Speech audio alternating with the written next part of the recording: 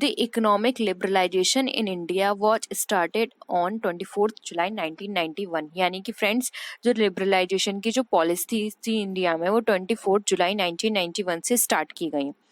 Next है the new liberal policies included, यानी कि जो न्यू लिबरल पॉलिसीज थी उसके अंदर क्या क्या चीज़ों को इंक्लूड किया गया। फर्स्ट है ओपनिंग फॉर इंटरनेशनल ट्रेड, यानी कि इंटरनेशनल ट्रेड के लिए सारे जितने भी रिस्ट्रिक्शंस थे वो सब हटा दिए गए। एंड इन्वेस्टमेंट डीरेगुलेशन कर दिया गया। इनिशिएशन ऑफ प्राइवेटाइजेशन, यानी कि प्राइवेटाइजेशन के लिए ओपन अप कर दी गई सारी चीज़ें। Tax reforms and inflation controlling measures took place, यानी कि जो टैक्स रिफॉर्म्स थे उनको लिबरल कर दिया गया। इन्फ्लेशन कंट्रोलिंग मेजर्स को ले लिया गया, अडॉप्ट कर लिया गया। यानी कि फ्रेंड्स बहुत सारी चीज़ें इस तरह की ओपन अप कर दी गई जिससे कि कोई भी कंट्री किसी भी कंट्री से ट्रेड कर ले, और अगर किसी भी तरह का रिस्ट्रिक्शन है तो उसको लिबरल कर दिया गया या फिर उसको हटा दिया गया। नेक्स्ट है privatisation is the transfer of ownership of the property of business from a government to a privately owned company. यानी कि फ्रेंड्स अगर प्राइवेटाइजेशन का मीनिंग पूछा जाता है तो प्राइवेटाइजेशन का मतलब होता है कि अगर गवर्नमेंट की तरफ से कोई भी बिजनेस किया जा रहा है तो उसकी ओनरशिप को प्राइवेट को ट्रांसफर कर दिया जाता है। यानी कि फ्रेंड्स कोई भी ऐसा डिपार्टमेंट या सेक्टर लगता है कि गवर्नमेंट उसको हैंडल नहीं कर पा रही है या फिर जो प्राइवेट सेक्टर है उसको बेटर तरीके से कर सकती हैं, तो वहाँ पे ओपन अप कर दिया जाता है कि प्राइवेटाइजेशन जो प्राइवेट कंपनीज हैं वो वहाँ पर आके इन्वेस्ट करें और उस बिजनेस को कंटिन्यू करें या फिर उसको चलाने में उनकी हेल्प करें। नेक्स्ट आता है फुटनोट्स। फुटनोट्स क्या होता है? तो फ्रेंड्स फुटनोट एक स्पेशल रेफरेंस होता है या फिर हम एक एक्सप्लेनेशन भी बोल सकते हैं। Date can not be incorporated in the table is given, यानी कि जो टेबल जो होती है उसमें ये दिया नहीं होता है। बेसिकली जो फुटनोट्स होते हैं ये मोस्टली जो पेज होता है हमारा उसके बॉटम में गिवन होते हैं। ये एक रेफरेंस होते हैं, जो भी आप कुछ मेंशन कर रहे हैं कीवर्ड में उसको नीचे वहाँ पे एक्सप्लेनेशन दिया होता है बहुत छोटा सा कि इसका क्या मतलब है। नेक्स्ट है sampling is a technique which helps in understanding the parameters and characteristics of the universe and population. यानी कि फ्रेंड्स सैम्पलिंग एक टेक्निक है जिसके अंदर हम अंडरस्टैंड करते हैं पैरामीटर्स एंड कैरेक्टरिस्टिक्स को, जो भी हमने पॉपुलेशन या यूनिवर्स के ऊपर हम रिसर्च कर रहे हैं उसके ऊपर हमें एक अंडरस्टैंडिंग देती है हमें सैम्पलिंग। नेक्स्ट आता है सेंट्रल वैल्यू। तो फ्रेंड्स सेंट्रल वैल्यू एक सिंगल वैल्यू होती है जो कि हमारे एक पूरे एंटायर डेटा को रिप्रेजेंट करती है। यानी कि फ्रेंड्स कोई भी हम वैल्यू ले लें, जैसे कि हमारी वैल्यू है 2 एंड 4, तो फ्रेंड्स अगर हम इसकी सेंट्रल वैल्यू निकालनी है तो हम क्या करेंगे 2 + 4 को ऐड कर देंगे, अपॉन क्या करेंगे ये हमारे पास दो वैल्यू हैं तो डिवाइडेड बाय 2 कर दी, तो इसका क्या आंसर निकल कर आएगा, सेंट्रल वैल्यू हमारी हो जाएगी 3। तो फ्रेंड्स एक सिंगल वैल्यू ने क्या किया, रिप्रेजेंट कर दिया हमें दोनों नंबर। यानी कि फ्रेंड्स अगर कोई कहे कि सेंट्रल वैल्यू 3 है तो इसकी जो मेन वैल्यू थी वो क्या हो सकती है, तो अगर सेंट्रल वैल्यू 3 है तो मेन वैल्यू 2 या 4 ही होगी, क्योंकि जो सेंट्रल वैल्यू होती है उसके आसपास की वैल्यू ही हमारी मेन वैल्यू कहलाती है। नेक्स्ट है डिस्पर्जन। डिस्पर्सन होता है हमारा scatteredness of items around a measure of central tendency, यानी कि जो भी हमारी सेंट्रल टेंडेंसी है उसके आसपास जो भी स्कैटर्डनेस है, जो भी वैल्यू है हमारी, वो हमारी डिस्पर्जन कहलाती है, जो कि सेंट्रल वैल्यू के आसपास ही होती है। नेक्स्ट आता है हमारा Baumol model. Baumol model, according to this model a company will sell securities and realise cash, this cash is used to make payments. यानी कि फ्रेंड्स बोमल मॉडल के अंदर कंपनी सिक्योरिटीज को सेल करती है और उनको सेल करने से जो भी उसे कैश प्राप्त होता है उस कैश को वो एज अ पेमेंट के पर्पज से यूज करती है, तो वो हमारा बोमल मॉडल है। मिलर मॉडल बात करता है हमारे आर्बिट्रेज प्रोसेस की। आर्बिट्रेज प्रोसेस क्या होता है फ्रेंड्स? आर्बिट्रेज प्रोसेस वो प्रोसेस होता है जिसके अंदर अगर टू पार्टीज के बीच किसी भी तरह का डिस्प्यूट होता है तो वहाँ पे आर्बिट्रेज जो होता है या आर्बिट्रेटर जो होता है वो हेल्प करता है उन दोनों के बीच जो भी केस हुआ है उसको सॉर्ट आउट करने में। आर्बिट्रेज जो पर्सन होता है वो दोनों पार्टी का ही कंसर्न होना चाहिए, वो दोनों पार्टी का ही जान पहचान वाला होना चाहिए। ऐसा नहीं है कि एक पार्टी को जान पहचान है उससे और दूसरी पार्टी उससे रिलेटेड नहीं है, तो वो आर्बिट्रेज जो पर्सन होगा वो दोनों पार्टी से ही कनेक्टेड होना चाहिए। नेक्स्ट आता है working capital management is defined as the excess of current assets over the current liabilities. यानी कि फ्रेंड्स वर्किंग मैनेजमेंट की अगर हम बात करें, वर्किंग कैपिटल मैनेजमेंट की, तो ये बताता है हमें कि हमारी जो करंट एसेट्स है वो हमारी करंट लायबिलिटीज से कितना ऊपर है। यानी कि फ्रेंड्स अगर करंट एसेट्स हमारी ज़्यादा है ओवर करंट लायबिलिटीज, तो वो जो डिफरेंस आएगा वो हमारा वर्किंग कैपिटल कहलाता है, वर्किंग कैपिटल मैनेजमेंट। हम बात करते हैं, अगर हमारा interest rate of return is more than cost of capital होगा, तो वहाँ पर हमारी जो हाइपोथेसिस होगी वो एक्सेप्ट कर ली जाएगी, ठीक है। लेकिन अगर हमारा इंटरनल रेट ऑफ रिटर्न लो है कॉस्ट ऑफ कैपिटल से, तो वहाँ पे हमारी जो हाइपोथेसिस है वो रिजेक्ट कर दी जाएगी। नेक्स्ट आता है IRR। यानी कि फ्रेंड्स IRR जिसको इंटरनल रेट ऑफ रिटर्न भी बोलते हैं, उसको किन किन नामों से जाना जाता है? तो फ्रेंड्स इसको हम इकोनॉमिक रेट ऑफ रिटर्न बोलते हैं, discounted cash flow rate of return भी बोलते हैं, इफेक्टिव इंटरेस्ट रेट भी बोलते हैं और ईडॉल इन्वेस्टमेंट भी बोलते हैं। तो ये इन सभी नामों से जानी जाती है, तो आप इन नाम को याद कर लीजिएगा अच्छे से, क्योंकि किसी भी नाम के थ्रू पूछा जा सकता है।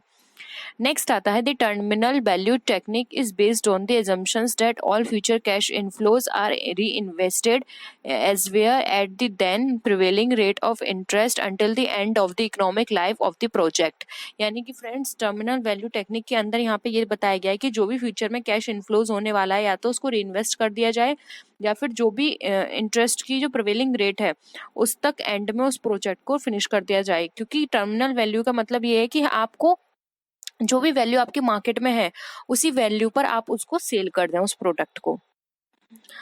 नेक्स्ट आता है profitability index. Friends profitability index ये हमें बेनिफिट्स बताता है प्रेजेंट वैल्यू के पर rupees invested in the proposal. यानी कि फ्रेंड्स जो भी हमारी जो इन्वेस्टेड वैल्यू है, जो भी इन्वेस्टेड हमारा प्रपोजल है, उसकी प्रेजेंट में कितनी वैल्यू है, ये हमारा प्रॉफिटेबिलिटी इंडेक्स के थ्रू बताया जाता है। इसको हम बेनिफिट कॉस्ट रेशियो और प्रेजेंट वैल्यू इंडेक्स भी बोलते हैं, ठीक है। क्योंकि देखिए फ्रेंड्स यहाँ पे नाम से इंडिकेट हो रहा है प्रेजेंट वैल्यू इंडेक्स, यानी कि प्रॉफिटेबिलिटी इंडेक्स के थ्रू हम ये जान सकते हैं कि हमारा जो भी इन्वेस्टमेंटेड वैल्यू है या जो भी मनी है उसकी प्रेजेंट में क्या वैल्यू है। The basic objective of financial management is to minimise the wealth of the share holder. यानी कि फ्रेंड्स अगर फाइनेंशियल मैनेजमेंट के हम ऑब्जेक्टिव की बात करें, तो फाइनेंशियल मैनेजमेंट का जो बेसिक ऑब्जेक्टिव होता है वो होता है जो भी शेयर होल्डर्स हैं उनकी वेल्थ को मैक्सिमाइज करना। यानी कि जो भी उनकी वेल्थ है शेयर होल्डर्स की, उसको मैक्सिमाइज करना एक फाइनेंशियल मैनेजमेंट का काम है। नेक्स्ट आता है the objective of capital budgeting. यानी कि कैपिटल बजटिंग का क्या ऑब्जेक्टिव है?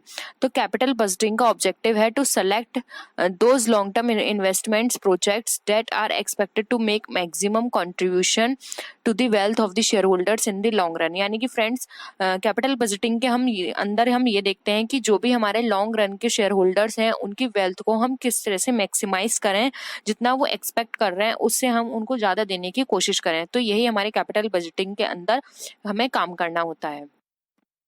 नेक्स्ट है the minimum required rate of return that the corporation must earn in order to satisfy the overall rate of return required by its investors is called corporation cost of capital.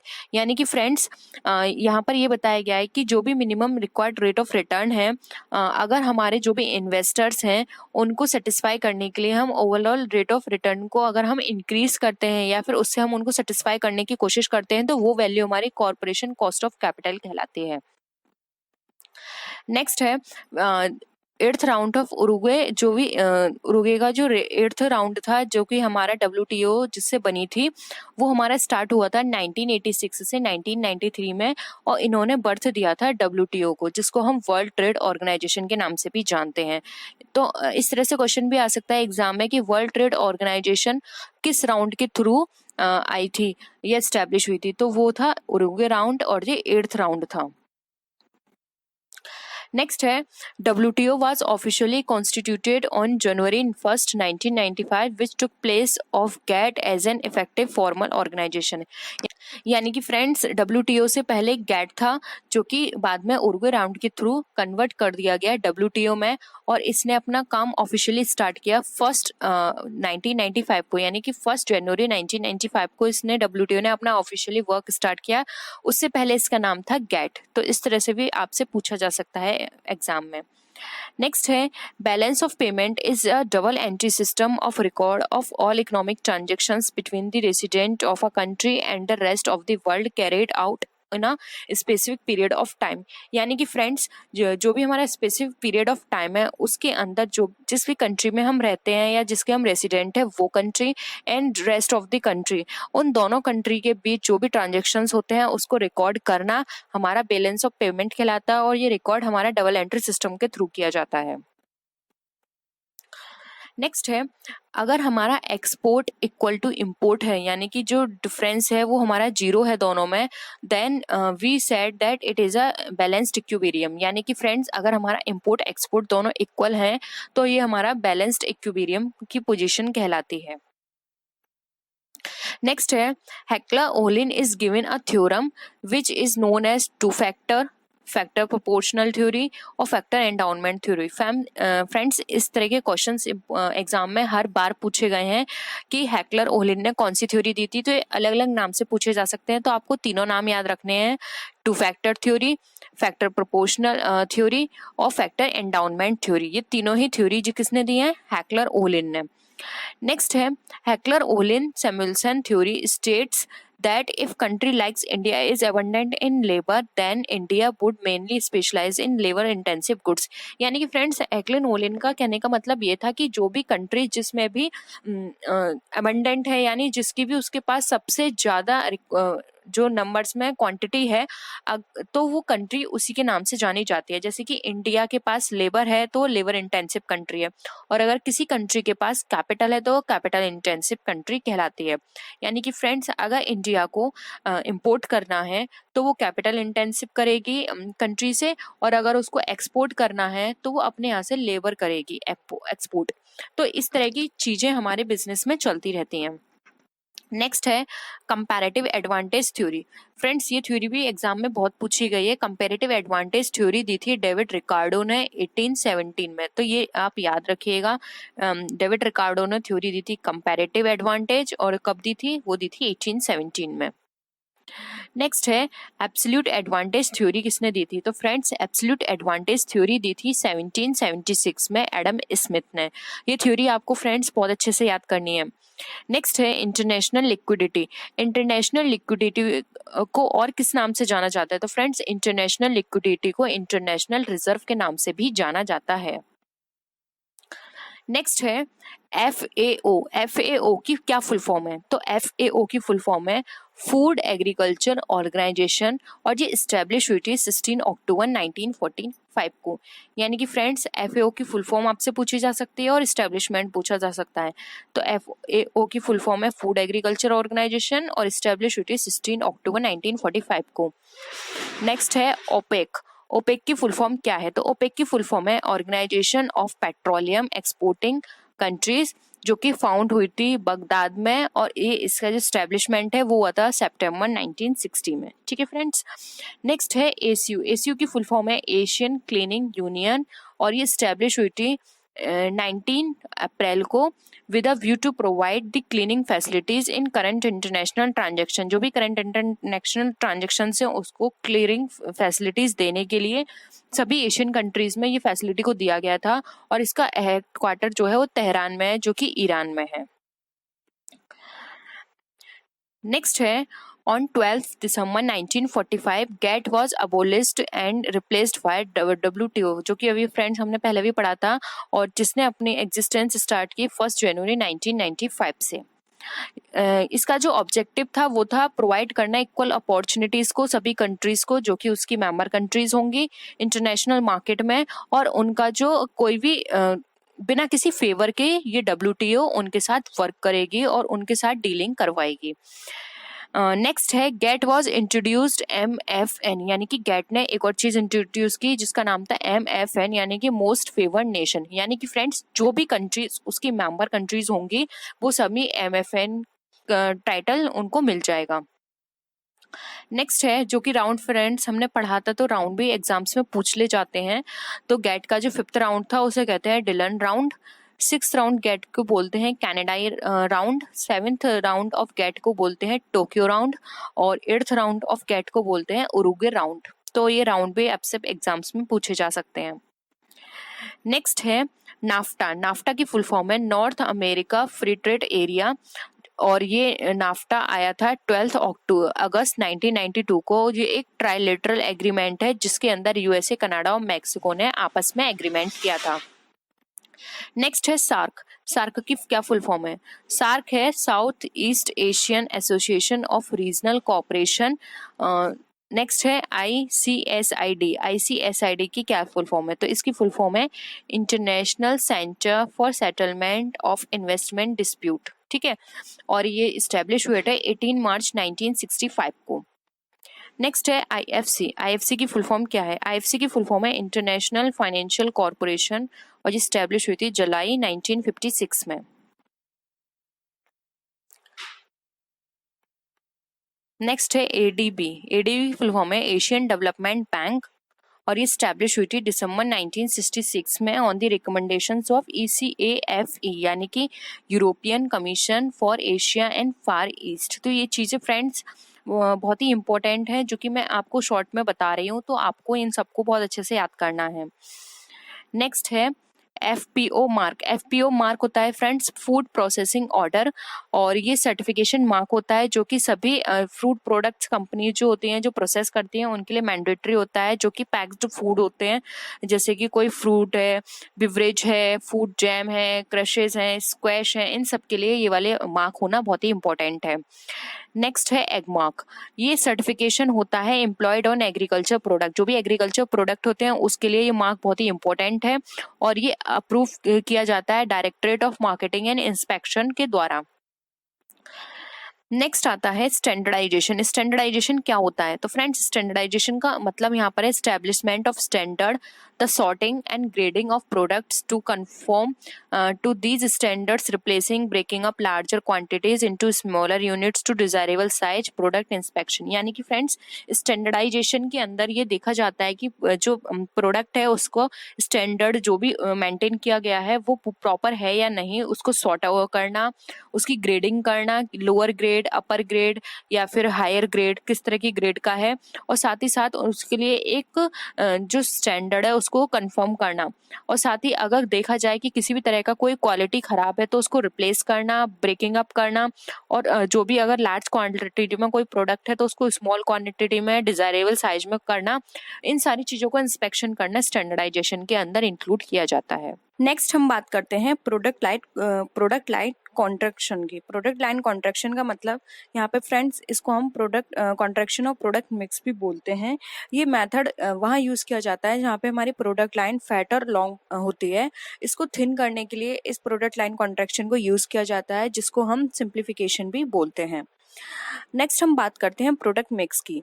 Product mix और product portfolio दोनों एक ही चीज़ हैं। आप इसको product mix भी बोल सकते हैं, प्रोडक्ट पोर्टफोलियो भी बोल सकते हैं, यानी कि प्रोडक्ट पोर्टफोलियो के अंदर प्रोडक्ट की डिफरेंट वेराइटीज बोल सकते हैं, डिफरेंट लाइन बोल सकते हैं, ठीक है। इन दोनों के जो प्रोडक्ट पोर्टफोलियो होता है उसके कॉम्बिनेशन के अंदर सभी तरह के प्रोडक्ट को ऑफर किया जाता है एक कंपनी के द्वारा सेल करने के लिए। नेक्स्ट है कोर प्रोडक्ट। कोर प्रोडक्ट कौन से प्रोडक्ट होते हैं? तो फ्रेंड्स कोर प्रोडक्ट वो प्रोडक्ट्स होते हैं जिसके अंदर कुछ फंडामेंटल बेनिफिट्स और सर्विसेज प्रोवाइड होती हैं जो कि कस्टमर को दी जाती हैं। इनके अंदर हम ये बोल सकते हैं कि for example rest and sleep is the core benefit in case of hotel. यानी कि होटल में जब आप किसी भी तरह की सर्विस लेते हैं तो उसके अंदर रेस्ट एंड स्लीप जो बेनिफिट आपको प्रोवाइड किए जाते हैं वो उसके कोर प्रोडक्ट है। नेक्स्ट आता है बेसिक प्रोडक्ट।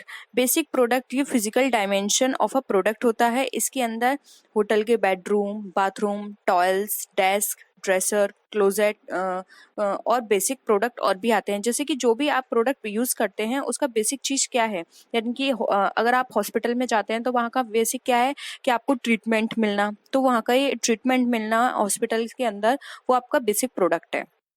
Expected product.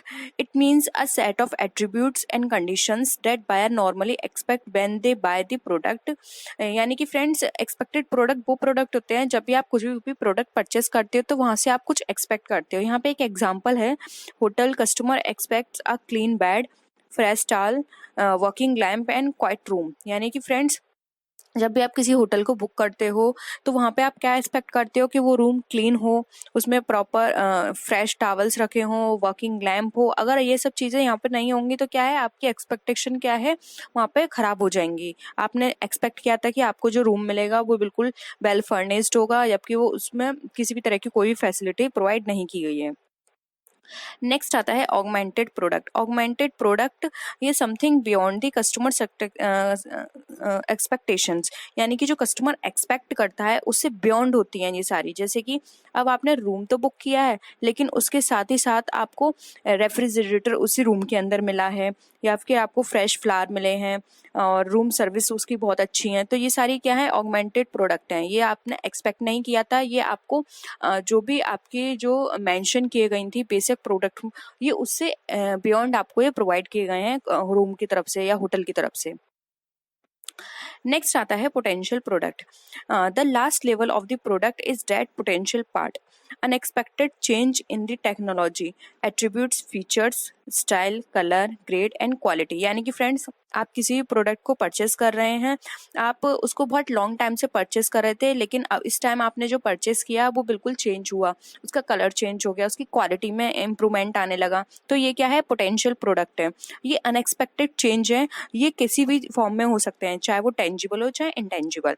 तो यहाँ पे क्या है कि आपने कुछ और सोच के चल रहे थे, क्योंकि आप जो भी प्रोडक्ट परचेस कर रहे थे उसका लेवल कुछ और था, लेकिन अचानक से उसके लेवल में चेंज होने लगा, और ये चेंज जो भी हुआ है ये पोटेंशियल प्रोडक्ट की कैटेगरी में आता है। The idea of marketing mix was conceived by professor Neil H Borden, यानी कि जो मार्केटिंग मिक्स का जो आइडिया था वो नील एच बॉर्डन ने दिया था। अब हम बात करते हैं डीमार्केटिंग क्या होता है। यानी कि फ्रेंड्स, एक ऐसी सिचुएशन जिसमें टेम्परेरी शॉर्टेज हो जाती है किसी भी प्रोडक्ट की, या फिर शॉर्ट टर्म के लिए डिमांड जो है वो बहुत एक्सेस में चली जाती है। तो इस तरह की चीज़ों को मीट आउट करने के लिए या फिर इस चीज़ को मैनेज करने के लिए कंपनी क्या करती है, वो जो एक्सेस डिमांड होती है और उसमें जो भी एक्सेस डिमांड होती है उसको रिड्यूस करने की कोशिश करती है, जिससे कि जो भी सप्लाई है उससे वो मीट आउट कर पाए। तो इन दोनों की मैचिंग को ही डीमार्केटिंग कहा जाता है।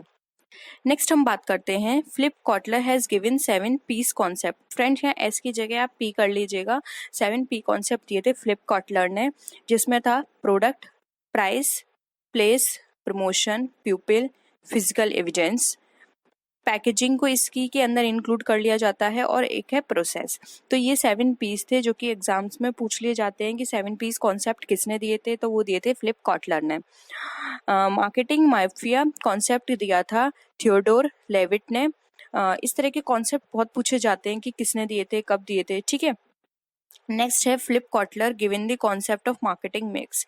मार्केटिंग गिप्स का मिक्स का कॉन्सेप्ट फ्लिप कॉटलर ने दिया था, और इन्होंने 7 पीस दिए थे, product, price, place, promotion, people, physical evidence and process, ठीक है। नेक्स्ट है 3 पीस गिवन बाय ब्रूम विटलर।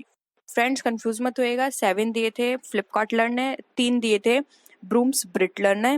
वो थे 3 प्यूपिल, फिजिकल एविडेंस एंड प्रोसेस। ये 3 बहुत क्वांटिटी में कम है, तो ये पूछ लिए जाते हैं। वो 7 बहुत ज़्यादा हो जाते हैं तो उनको कोई नहीं पूछता, आपसे 3 पूछ लिए जा सकते हैं कि 3 वो कौन कौन से थे।